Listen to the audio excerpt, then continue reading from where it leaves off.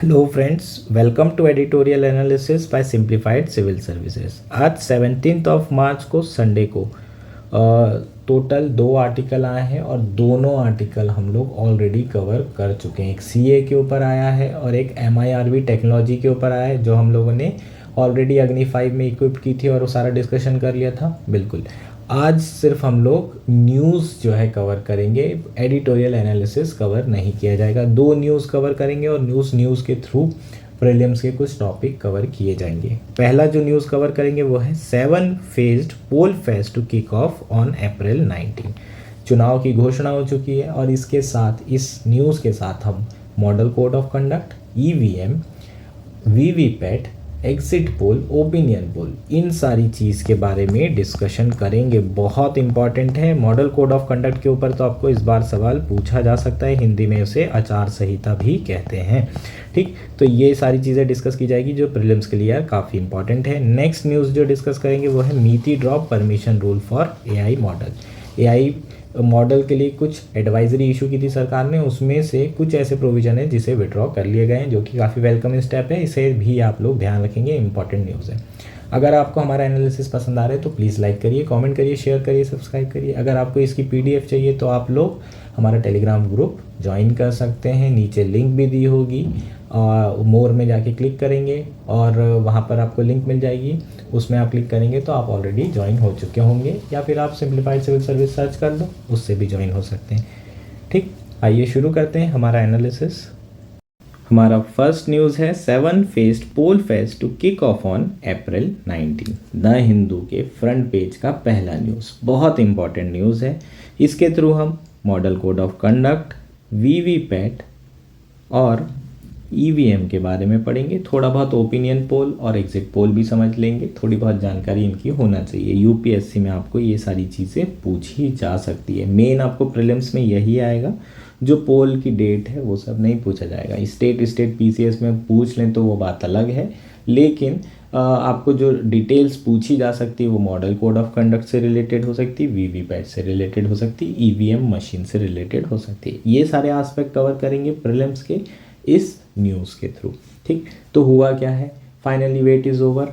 18वीं लोकसभा के जो इलेक्शंस हैं वो फाइनली उसकी डेट को डिक्लेयर कर दिया गया है। उसकी शुरुआत जो है 19 अप्रैल से होगी और 7 फेज़ में ये इलेक्शन होंगे। 7वां फेज़ आपका 2 जून को होने वाला है। 4 जून को काउंटिंग होगी और आपको पता चलेगा कि देश का प्राइम मिनिस्टर कौन होगा।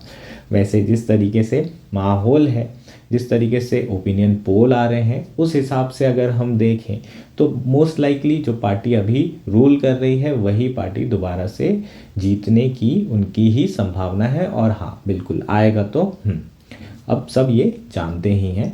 अब जो भी होगा इलेक्शन रिजल्ट वो तो हम लोग देखेंगे, बात की चीज़ है। ये सब हमारा लिए स्पेकुलेशन वाली चीज़ें हैं, है ना। कुछ लोग बोलेंगे नहीं नहीं चेंज होगा, इन सब में हमें नहीं पढ़ना है। जो भी आएगा देख लिया जाएगा बाद में। फ़िलहाल हमको जिस पे फोकस करना है वो है इलेक्शन डेट पे। इलेक्शन डेट जो है 19 से शुरू हुई है, लेकिन आपका जो मॉडल कोड ऑफ कंडक्ट है वो कल से ही क्या हो जाएगा, लागू हो जाएगा। मतलब आचार संहिता कल से लग जाएगी। जिस दिन इलेक्शन की डेट डिक्लेयर होती है उसी दिन से रिजल्ट वाले दिन तक के आचार संहिता लग जाती है। मॉडल कोड ऑफ कंडक्ट क्या हो जाता है, उसी दिन से लग जाता है। ये चीज़ आपको पता होना चाहिए। अभी आगे मॉडल कोड ऑफ कंडक्ट के बारे में अलग से समझेंगे, ठीक है। तो जो पोलिंग है वो 7 फेज़ में होने वाली है। ऐसा नहीं है कि एक स्टेट में एक फेज़ में होगी, दूसरे में दूसरे, बिल्कुल नहीं। कुछ ऐसे बड़े स्टेट्स हैं जहाँ पर एक से ज़्यादा फेज़ में ये इलेक्शंस हो सकते हैं। लेकिन जब ये डिक्लेयर हो रहा था तब मेरे दिमाग में एक चीज़ आई कि 1 नेशन 1 इलेक्शन करने से पहले क्या 1 नेशन 1 फेज़ इलेक्शन नहीं किया जा सकता। ठीक, तो इसके बारे में आप ज़रूर सोचेगा और अपने 1 नेशन 1 इलेक्शन में आप ऐसे सॉल्यूशन भी दे सकते हैं, इनोवेटिव टाइप के। ठीक, तो क्या पूरे इलेक्शन को एक फेज़ में कंडक्ट नहीं कराया जा सकता, और नहीं कराया जा सकता तो क्या क्या इश्यूज़ हैं, क्यों नहीं कराया जा सकता। ये एक मेंस का क्वेश्चन भी आपसे बन सकता है और आपको कोई पूछ भी सकता है। ठीक है, इसके अलावा साइमल्टेनियसली 4 राज्यों में पोल इलेक्शंस, 4 राज्यों के लेजिस्लेटिव असेंबली के इलेक्शंस होने वाले हैं। आंध्र प्रदेश के, उड़ीसा के, सिक्किम के और अरुणाचल प्रदेश, 4 राज्यों के इलेक्शन एक साथ होंगे इन्हीं इलेक्शंस के बीच में। नए अगर आप देखें तो जो फर्स्ट टाइमर वोटर हैं वो इस बार 1.82 करोड़ फर्स्ट टाइमर वोटर रहेंगे और एलिजिबल वोटर्स टोटल कितने रहेंगे? 96.8। आप समझ रहे हो, लगभग 100 करोड़ के आसपास जो जनता है वो एलिजिबल वोटर होगी। और अब मान लीजिए टर्नआउट 70% भी होता है तो 70 करोड़ लोग वोट देने वाले हैं। और इसलिए इंडिया में ये election as a festival celebrate किया जाता है। पूरी दुनिया की सबसे बड़ी डेमोक्रेसी है, largest democracy in the world. और यहाँ पर पिछले 75 सालों से जो ट्रांजिशनिंग ऑफ पावर है वो इतनी स्मूथ हो रही है, कहीं ना कहीं ये डेमोक्रेसी की विन है, ये डेमोक्रेसी की विजय है। और इसलिए हम इसे चेरिश भी करते हैं। इलेक्शन हम फेस्टिवल की तरह मनाते हैं। इलेक्शन है तो डेमोक्रेसी है और डेमोक्रेसी है तो इलेक्शन है। ये आप संबंध अच्छे से समझ लीजिए। अगर फ्री और फेयर इलेक्शंस नहीं होंगे तो डेमोक्रेसी हो ही नहीं सकती, और अगर डेमोक्रेसी नहीं होगी तो इलेक्शंस तो पॉसिबल ही नहीं है। ठीक, एक फैक्ट आपको जानना ज़रूरी है कि ये जो पार्लियामेंट्री इलेक्शन है ये सेकंड लार्जेस्ट पार्लियामेंट्री इलेक्शंस हैं। मतलब 7 फेज इतने लंबे, अप्रैल 19 से जून 4 तक चलने वाले हैं। इससे पहले जो हमारा फर्स्ट इलेक्शन हुआ था वो 5 महीनों तक चला था। ठीक, आपका जो फर्स्ट इलेक्शन था वो सितंबर 1951 से फरवरी 1952 तक के उसमें इलेक्शंस में वोट डाला गया था। तो ये आपकी फर्स्ट लोकसभा इलेक्शन थी और ये 18वीं लोकसभा इलेक्शन है जो अभी होने वाली है। ये 18वीं, प्लीज़ याद रखेंगे। 18वीं लोकसभा में 543 एमपी चुन के आने वाले हैं। ये 543 एमपी डिसाइड करेंगे कि कौन प्राइम मिनिस्टर होने वाला है। जनरली जो पार्टी मेजॉरिटी में होती है जैसे कि एनडीए या फिर जो अभी अपोजिशन में है इंडिया, इनमें जो एमपी नंबर चुने जाएंगे वो डिसाइड करेंगे। ठीक है, मान लो कि बीजेपी या एनडीए अगर मेजॉरिटी में 272 से अगर उनको ज़्यादा एमपीज़ का समर्थन प्राप्त है या 272 से वो ज़्यादा सीट लाते हैं तो उनकी सरकार बनेगी और फिर ये एमपी खुद ही डिसाइड करेंगे कि प्राइम मिनिस्टर कौन होगा। तो एनडीए से प्राइम मिनिस्टर नरेंद्र मोदी जी होंगे। इंडिया ब्लॉक से अभी प्राइम मिनिस्टर का कोई डिक्लेरेशन नहीं हुआ है। अगर गलती से इंडिया ब्लॉक जीत जाता है, गलती से इसलिए क्योंकि यार बहुत वीक अपोजिशन है इस समय, है ना, इसलिए गलत मत समझिएगा, इसलिए कह रहा हूँ, ऐसा पर्सनली कोई मेरा वो नहीं है। अगर इंडिया ब्लॉक जीत जाता है तो फिर उन लोग डिसाइड करेंगे जो एमपी चुन के आए हैं। ठीक, तो यहाँ पर एक पॉइंट याद रखना है, जो प्राइम मिनिस्टर होंगे और उनकी काउंसिल ऑफ मिनिस्टर होंगी, ठीक, वो कलेक्टिवली रिस्पॉन्सिबल होती है towards Lok Sabha, towards parliament, article 75। और यही पार्लियामेंट्री डेमोक्रेसी का क्रक्स है। द मोमेंट 272 से कम हुआ सपोर्ट, उस दिन ये सरकार गिर जाना है।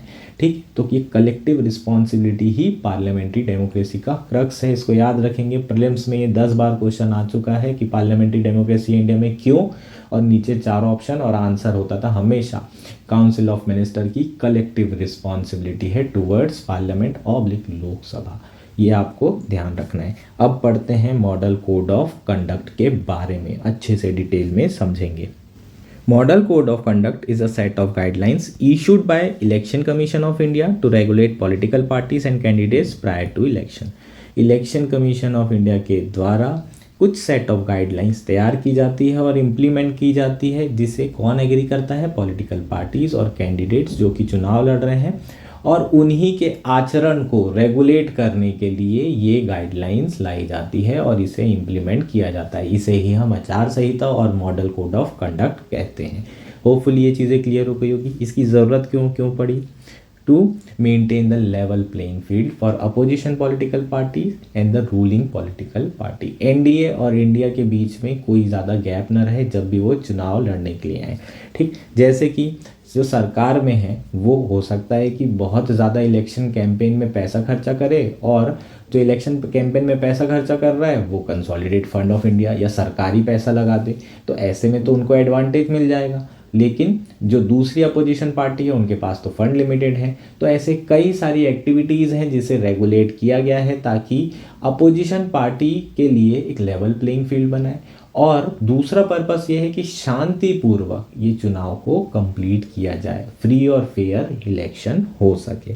ठीक, it is operational from the date on which election schedule is announced, जैसे कि अपने यहाँ कल हुआ था तो कल से आचार संहिता लग चुकी है, until the date of result announcement, जब डेट 4 जून को ये आचार संहिता कंप्लीट होगी। ये बहुत इंपॉर्टेंट पॉइंट है। इसके इवोल्यूशन की बात करते हैं, कैसे ये इवॉल्व हुआ है।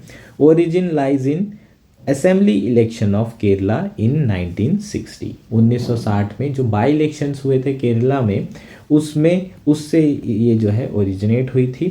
और सब्सिक्वेंटली लोकसभा के 1962 के जो इलेक्शन हैं उसमें ईसीआई ने कोड ऑफ कंडक्ट सारी पॉलिटिकल पार्टी और स्टेट गवर्नमेंट की जो पॉलिटिकल पार्टी है उनके लिए रिलीज़ किया था, सर्कुलेट किया था।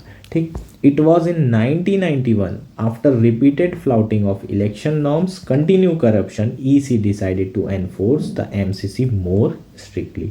टीएन सेशन का नाम सुना है क्या? बड़ा खतरनाक इलेक्शन कमीशन ऑफ इंडिया था। ये बंदे ने इतना खतरनाक था कि पॉलिटिकल पार्टी और गवर्नमेंट को कुछ नहीं समझता था। जब आचार संहिता लगी तो सिर्फ वन मैन रूल चल रहा था उस वक्त, टीएन सेशन का। ठीक, इनके कारण ही जो इलेक्शन कमीशन ऑफ इंडिया है वो उसमें नए मेंबर्स को ऐड किया ताकि इनकी पावर को डाइल्यूट किया जाए। बहुत ही मतलब इन्हें टीएन सेशन, इनको आप एथिक्स में जो है कोट कर सकते हैं, इनकी लीडरशिप को आप कोट कर सकते हैं, इनके करेज ऑफ कन्विक्शन को कोट कर सकते हैं। उस समय इन्होंने ऐसे ऐसे डिसीजन लिए सरकार के अगेंस्ट में ड्यूरिंग द इलेक्शन प्रोसेस, इस तरह के डिसीजन लिए गए कि वो अतुलनीय थे और वो एक करेज ऑफ कन्विक्शन शो करते हैं। तो इनके बारे में थोड़ा सा आप ज़रूर पढ़ेंगे, बहुत इंटरेस्टिंग स्टोरीज़ हैं इनकी। ठीक, it does not have any statutory banking. Statutory banking का मतलब क्या है? कोई भी लॉ नहीं है जो कि ये बोलता है कि मॉडल कोड ऑफ कंडक्ट होना चाहिए या फिर उसका इम्प्लीमेंट होना चाहिए। कोई भी इंडिया में लॉ नहीं है और ये एक फ्लॉज भी है। बहुत लोग बोलते हैं कि जो मॉडल कोड ऑफ कंडक्ट है उसकी लीगल बैकिंग होना चाहिए। नेक्स्ट बात करें तो जो प्रोहिबिशंस हैं मॉडल कोड ऑफ कंडक्ट में वो क्या हैं, वो थोड़े बहुत मैं आपको बता देता हूँ। जैसे कि पॉलिटिकल पार्टी को सिर्फ जो क्रिटिसिज्म करना है वो पॉलिसीज़, प्रोग्राम, पास रिकॉर्ड और वर्क पे करना है। कोई पर्सनली किसी के बारे में कुछ नहीं कहेगा। हालांकि ये बात अलग है कि ऐसा इन सारी चीज़ों को हार्डली फॉलो किया जाता है। पर्सनल बैकग्राउंड पे बहुत ज़्यादा वार आपको देखने मिलते हैं और ये कॉमन है इंडिया के इलेक्शंस में। ठीक, इसके अलावा कास्ट, कम्युनल फीलिंग्स, ये किसी जाति, किसी रिलीजन के नाम पे वोट नहीं मांगे जाएंगे और इन सारी चीज़ों को इंसाइट नहीं किया जाएगा, वायलेंस इंसाइट नहीं किया जाएगा। ये सारी चीज़ें भी बोली जाती है पर हार्डली इसे फॉलो किया जाता है। एक केस अभी रिसेंटली है, प्राइम मिनिस्टर मोदी कुछ ऐसी हेटेड स्पीच दे रहे थे और इलेक्शन कमीशन ऑफ इंडिया में उसकी कंप्लेंट की गई अपोजिशन के द्वारा। तो 3 इलेक्शन कमीशन थे, उसमें से 2 ने तो मोदी जी को बोला कि कोई बात नहीं, ये हेटेड स्पीच में नहीं आएगा, ये मॉडल कोड ऑफ कंडक्ट का क्या नहीं है, वायलेशन नहीं है। लेकिन उसमें से एक जो इलेक्शन कमीशन थे उनका नाम था अशोक लवासा, उन्होंने डिसेंट नोट लिखा था और वो इससे एग्री नहीं करते थे। ठीक, उसके बाद उनके साथ क्या हुआ वो तो आप लोगों को जानकारी होगी, नहीं है तो मैं बता देता हूँ। उनकी जो वाइफ है उन पे इलेक्शन आईटी की रेड पड़ी है ना, इनकम टैक्स डिपार्टमेंट ने रेड डाली, उनके ऊपर रेड पड़ी और उसके बाद जब कुछ नहीं मिला, बंदा एकदम ऑनेस्ट निकला तो उनका प्रमोशन कर दिया गया, एडीबी बैंक में उन्हें वाइस प्रेसिडेंट बना दिया गया। ठीक, तो यहाँ पर उनको रख नहीं सकते थे। अगर वो चीफ इलेक्शन कमीशन बन जाते तो दिक्कत हो सकती थी मोदी जी के लिए या सरकार के लिए, इसलिए जो है उनको प्रमोट करना ज़रूरी हो गया था। ठीक, तो इस तरीके से जो है कास्ट का, कम्युनल फीलिंग का, टू सिक्योर वोट, ये सब नहीं कर सकते हैं। और अगर आप मान लीजिए कहीं मीटिंग कर रहे हैं, कहीं सभा कर रहे हैं तो लोकल पुलिस को बताना ज़रूरी है ताकि वो अरेंजमेंट कर सकें। मान लीजिए कि आपकी यात्रा निकल रही है और वो सेम रूट से निकलती जहाँ से दूसरी पॉलिटिकल पार्टी आ रही, तो दोनों पॉलिटिकल पार्टी बैठ करके बात कर ले भाई, ताकि किसी भी तरीके से क्लैश ना हो। और इसके अलावा आप पुतले नहीं जला सकते, पॉलिटिकल पार्टीज पुतले जला नहीं सकती। ऐसा नहीं कि ये अपोजिशन वाले मोदी जी का पुतला जला, नो, ये सारी चीज़ें अलाउ नहीं है। ठीक, इसके अलावा जो है जो पार्टी है पावर में, उनके मिनिस्टर जो अपना काम है और इलेक्शन वर्क है वो दोनों को साथ में नहीं करेंगे। जो भी एडवर्टाइजमेंट में खर्चा किया जा रहा है वो पब्लिक एक्सचेकर से नहीं किया जाएगा। इसके अलावा जब भी आचार संहिता लगाई जाती है उसके बाद गवर्नमेंट कोई भी जो डेवलपमेंट प्रोजेक्ट है, फाइनेंशियल ग्रांट्स हैं, कंस्ट्रक्शन ऑफ रोड है, प्रोविजन ऑफ ड्रिंकिंग वाटर है, इस तरह के प्रोजेक्ट अनाउंस नहीं कर सकते और इसी कारण वन नेशन वन इलेक्शन करने की बात भी की जाती है। और अदर पार्टीज़ को भी पब्लिक स्पेस का उतना ही यूज़ करने का अधिकार दिया जाएगा जितना कि रूलिंग पार्टी को, ताकि रूलिंग पार्टी जो है पब्लिक स्पेस मोनोपोलाइज ना कर ले। ठीक, इलेक्शन जो मैनिफेस्टो है उससे रिलेटेड भी कुछ गाइडलाइंस हैं, जैसे कि जो इलेक्शन मैनिफेस्टो है उसमें ऐसी कोई चीज़ नहीं होना चाहिए जो कि principle enshrined in the constitution के अगेंस्ट में हो। जो कॉन्स्टिट्यूशन के आइडल्स हैं, प्रिंसिपल्स हैं, उसके अगेंस्ट में ऐसी कोई चीज़ नहीं होना चाहिए। ऐसे कोई प्रॉमिस नहीं करेंगे जिससे अनड्यू इन्फ्लुएंस होगा वोटर्स के ऊपर कि वो ज़बरदस्ती वोट देने आ रहे हैं। ठीक, और थोड़ा रैशनल होना चाहिए प्रॉमिस का, ऐसा नहीं कि बस कुछ भी दिए जा रहे हैं, कुछ मतलब सेंस होना चाहिए।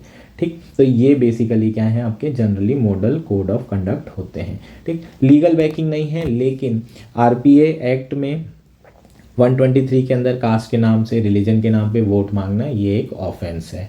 ठीक, ऐसे ही आईपीसी में कई सारे प्रोविज़न हैं जो इलेक्शन के थ्रू अगर पॉलिटिकल पार्टीज या कैंडिडेट करते हैं तो उसे जो है क्या किया जा सकता है, उनके अगेंस्ट में केस फाइल किया जा सकता है। Election commission of India generally क्या करता है, जनरली इनका जो स्टार कैंपेनर है उसे बैन कर देगा कि बोले नहीं आ सकते, या फिर इन किसी ने अगर मान लो कुछ बहुत बुरा बोला तो उसको 4-5 दिन के लिए, 1 हफ्ते के लिए बोलेगा आप स्पीच नहीं दे सकते, बस इससे ज़्यादा और कुछ नहीं कर पाता है।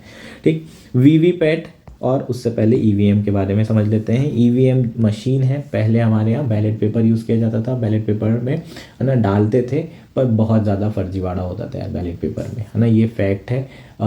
जो बूथ रीगिंग है वो उठा के पूरा डब्बा लेके भाग जाते थे उसका, जिसमें आपने बैलेट पेपर डाला है, कई बार ऐसा हुआ है।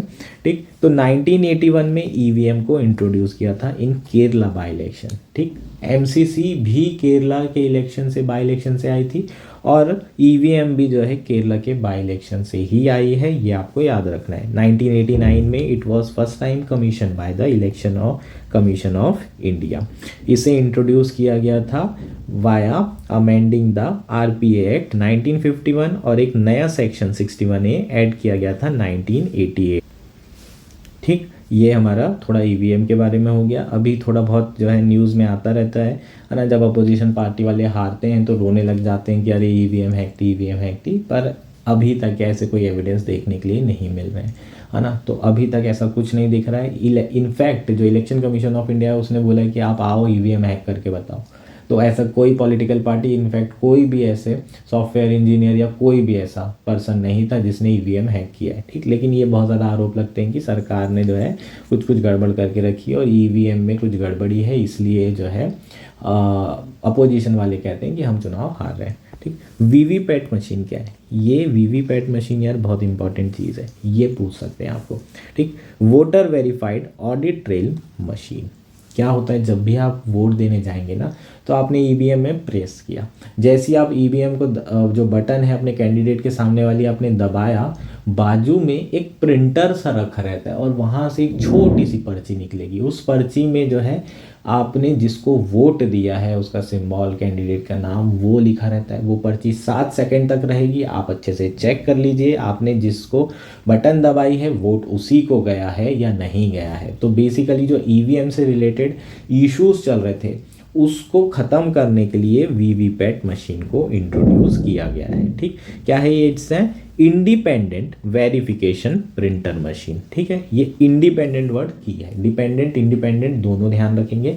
इसका ईवीएम के साथ कोई संबंध नहीं है, इसे अलग से जोड़ा गया है, एक इंडिपेंडेंट प्रिंटर मशीन है which attached to EVM that allow voters to verify that their votes have been recorded accurately, है ना। तो ये वोटर्स के लिए वेरीफाई करने का एक तरीका है जिसमें उन्होंने जिसको वोट डाला है उसको वोट पहुंचा है या नहीं पहुंचा है ये पता चल सकता है। इससे एक और इम्पॉर्टेंट चीज़ पता चलती है ईवीएम की फंक्शनिंग। हम ईवीएम की जो अकाउंटेबिलिटी है उसको भी इंश्योर कर सकते हैं कि ईवीएम सही से काम कर रहा है नहीं कर रहा है, इसको कैसे चेक किया जा सकता है देख लेते हैं। यहाँ पर मान लो ये ईवीएम मशीन है और इसमें 1100 बार बटन दबी है, मतलब 1100 वोट डले होंगे और ये आपका वीवीपैट है। तो वीवीपैट अगर यहाँ पर 1100 बार बटन दबी है तो यहाँ पर 1100 स्लिप निकलेगी।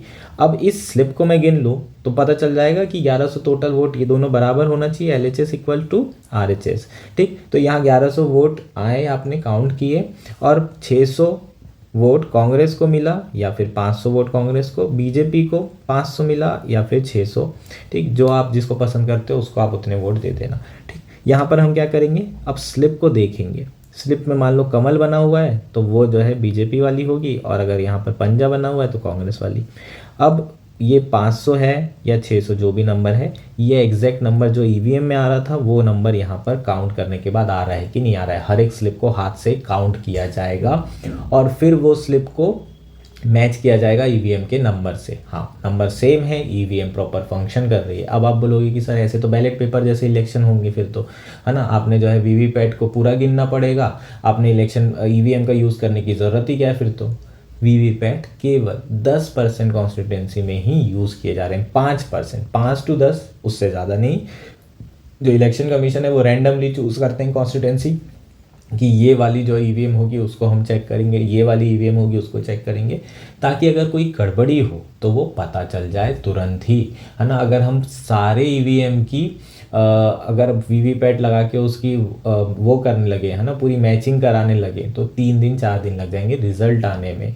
ठीक, तो बहुत से लोगों का ये भी कहना है क्या फ़र्क पड़ता है 4 दिन लग जाएं, लेकिन लोगों को डेमोक्रेसी पे तो ट्रस्ट बना रहेगा। और रिसेंटली जयराम रमेश जी जो कि कांग्रेस के लीडर हैं, उन्होंने इलेक्शन कमीशन ऑफ इंडिया को एक लेटर लिख के कहा है कि 100% कॉन्स्टिट्यूंसी में जो ईवीएम है और वीवीपैट है उसकी मैचिंग कराना बहुत ज़्यादा ज़रूरी है, ताकि डेमोक्रेसी क्या रहे, मेंटेन रहे और फ्री और फेयर इलेक्शन एंश्योर हो सके। पर इलेक्शन कमीशन ये कराने नहीं वाले, बहुत टाइम कंज्यूमिंग एक्सरसाइज है ना। ईवीएम का आपने रेंडमली चेक कर लिया और देख लिया कि सब बराबर काम कर रही है तो फिर ठीक है, क्या दिक्कत है। हमने मशीन लाई इसलिए ताकि जो टाइम है वो कम लगे, मशीन का फ़ायदा ही तो यही है।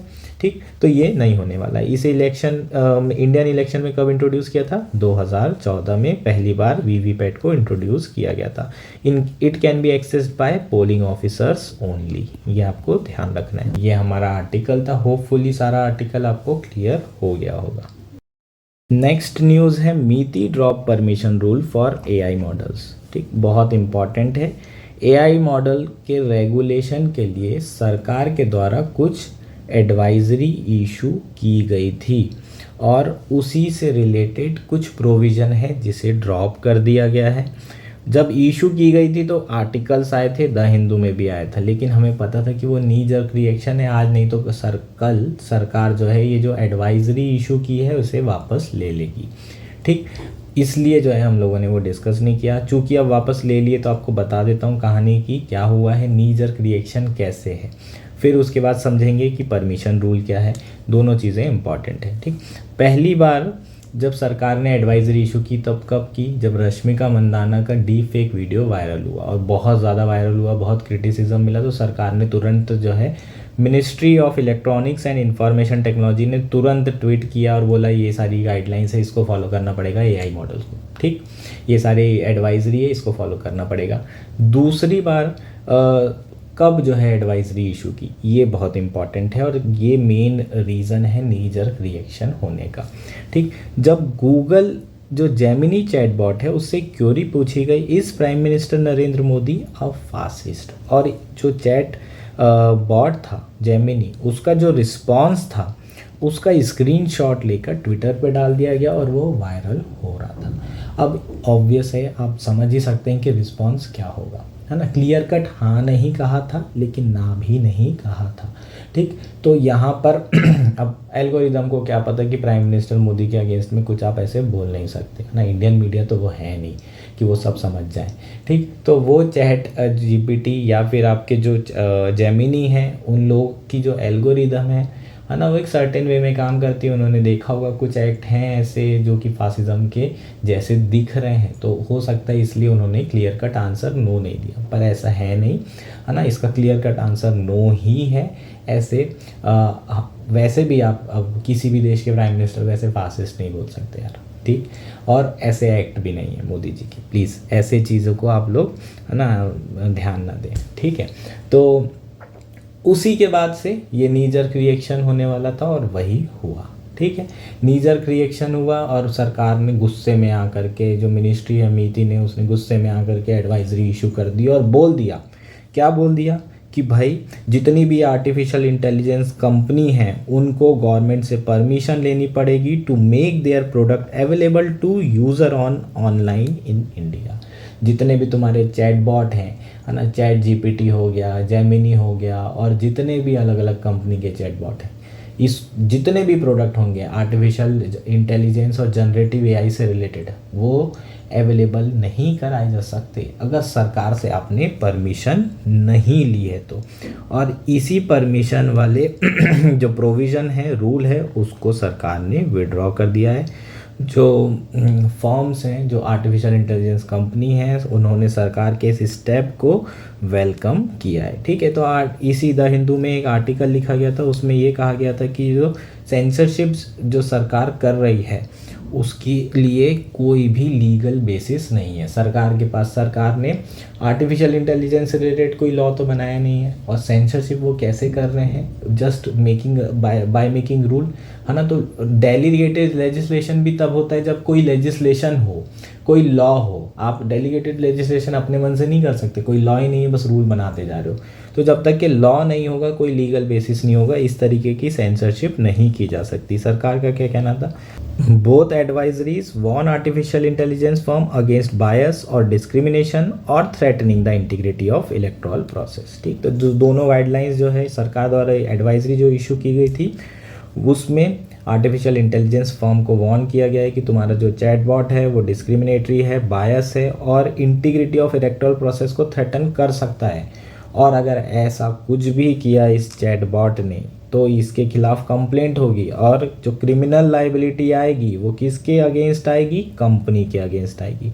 और अगर तुम चाहते हो कि ये लाइबिलिटी, लीगल लाइबिलिटी कंपनी के अगेंस्ट ना आए, जो भी चैटबॉट बोले, तो तुम लोगों को परमिशन लेनी पड़ेगी, किससे, सरकार से। और इसी परमिशन रूल को विड्रॉ कर दिया गया है। अब ऐसा नहीं है, अब चैटबॉट अगर कुछ बोलता है तो कोई भी लीगल लाइबिलिटी जो कंपनी होगी उसके ऊपर नहीं आएगी। बहुत वेलकमिंग स्टेप था, ये हमारा पूरा न्यूज़ था। होपफुली ये न्यूज़ आपको क्लियर हो गया होगा और समझ भी आ गया होगा कि क्यों नी जर्क रिएक्शन था। ठीक, that's it for today, thank you and enjoy your day.